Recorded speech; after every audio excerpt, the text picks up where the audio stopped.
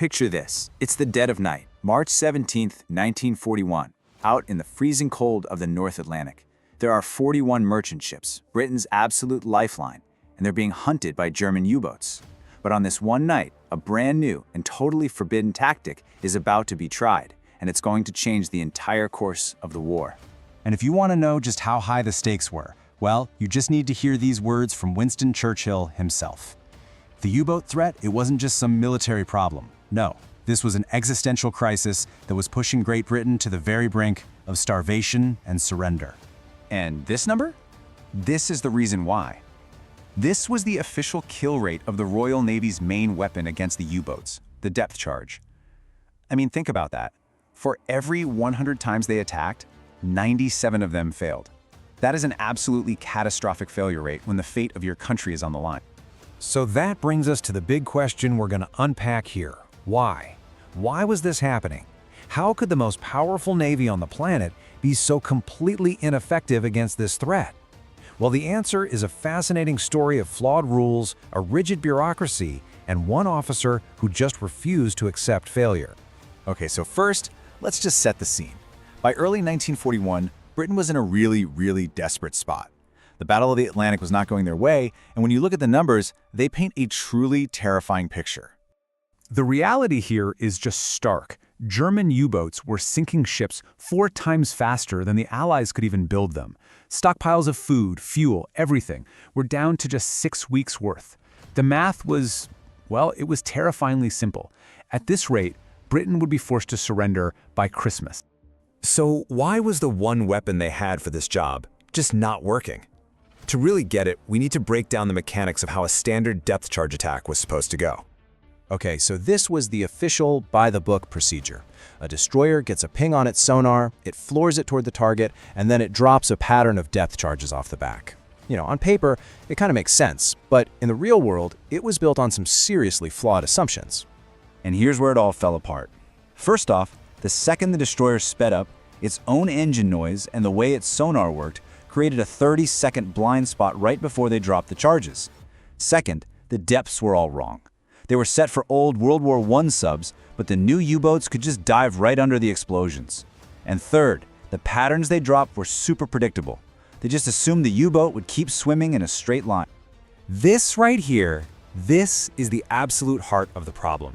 The official rulebook assumed the target was just going to sit there and take it. But in reality, a smart U-boat commander would use that 30-second blind spot to slam the rudder over, crash dive, and be long gone by the time the explosions went off. The whole attack was useless. But, you know, there's always that one person, right? The one person who's watching all these failures not as bad luck, but as a data set. A data set that was pointing to a truth the top brass was determined to ignore. And his name was Lieutenant Commander Frederick John Walker. I mean, this guy, Walker, he was the definition of a maverick. His career had totally stalled, no promotions, precisely because he had a bad habit of questioning the rules. While everybody else was seeing acceptable losses, Walker saw a problem that could be solved. And he started filling up notebook after notebook, analyzing every single failed attack report he could get his hands on. So this was the culture he was up against. Back in '37, he'd submitted this huge 40-page report that basically said official policy was wrong. And the response he got was this devastatingly polite brush-off, a clear message telling him to get back in his box and stop rocking the boat. But Walker? He just kept working. And his calculations led him to this solution that was actually pretty brilliant in its simplicity. Instead of one ship attacking blind, he said, use 2. Have one ship hang back, keeping slow sonar contact, and radio the U-boat's actual, real-time position to the second ship, which then comes in for the kill. It would completely eliminate that 30-second blind spot. And the response from the top? Swift. Absolute. Rejected. It violated doctrine. It would create unacceptable communication delays. Request denied. Oh, and don't bother sending any more ideas on this. The system had spoken. Door slammed. End of story. But of course, the story doesn't end there, does it? Walker kept testing his ideas in secret, and pretty soon his defiance led to this huge confrontation in a conference room in Liverpool. It was just one determined officer against the entire naval bureaucracy. So when he gets called on the carpet by this Captain Thornton from the anti-subsection, Walker doesn't flinch. He came with data. He calmly pointed out that the 47 U-boats they'd sunk so far had come from over 1,300 attacks. The success rate wasn't just low, it was abysmal. The standard settings, he said, were the problem. And this response from Thornton, wow. This is the bureaucratic mindset in its purest form. For him, this wasn't about winning, it was about order. Doctrine, the rulebook, it was there for uniformity. If you let one guy improvise, you get chaos. He was defending the process, not the outcome. And this is where Walker's cool professional demeanor just cracks. For him, this wasn't some academic debate.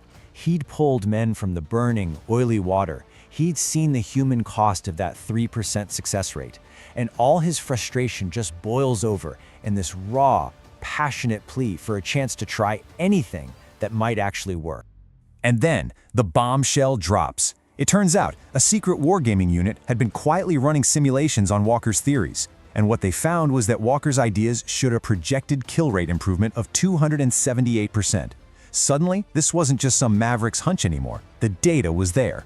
Which brings us right back to the beginning. That night in the North Atlantic, March 17, 1941. With a quiet, unofficial go-ahead from a sympathetic admiral, Walker was about to put his forbidden theory to the ultimate test, against Germany's absolute best. So in the hunt for U-99, commanded by Germany's top U-boat ace, Walker used the exact two-ship tactic the Admiralty had rejected. One ship, the Vanek, tracked the sub and radioed its position. Then Walker's ship attacked, not with the standard patterns, but with his own custom shallow depth settings. And the result? Absolutely astonishing. U-99 was so badly damaged, it was forced to the surface and had to surrender. And if you thought that was incredible, get this. Just 45 minutes later, they do it again. This time they find U-100, which was commanded by Germany's second highest scoring ace. They used the same tactics, and the U-boat is sunk. In one night, 2 of the 3 greatest U-boat commanders were taken out of the war using methods that up until that week were officially banned. You just can't argue with results like that. What happened next shows the immense legacy of Walker's stubborn, data-driven genius. His forbidden idea would become the key to winning the entire Battle of the Atlantic. Just look at this chart. The numbers tell the whole story. After Walker's methods were quietly adopted, the depth charge kill rate for 1941 more than doubled, from 3.4% all the way to 7.6%. He didn't invent a new weapon, he just figured out how to use the one they already had correctly. And the ripple effect from that one night was just incredible. That one action in March led to a quiet rule change in July. By May of '43, these tactics led to what became known as Black May, the month the tide turned for good against the U-boats. And by 1944, the once forbidden idea was now standard procedure, known informally as the Walker way. But here's the part of the story that's just a real gut punch.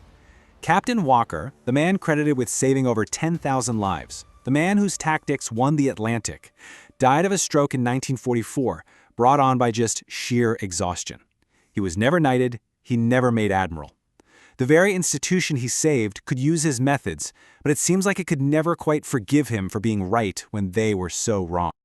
So it all leaves you with this question, doesn't it? Frederick Walker's story is this powerful reminder that sometimes real progress doesn't come from following the manual. It comes from the people on the front lines, who can see what's broken and who have the courage to fix it, no matter what the rules say. It makes you wonder, what life-saving ideas are being dismissed right now, just because they challenge the way things have always been done?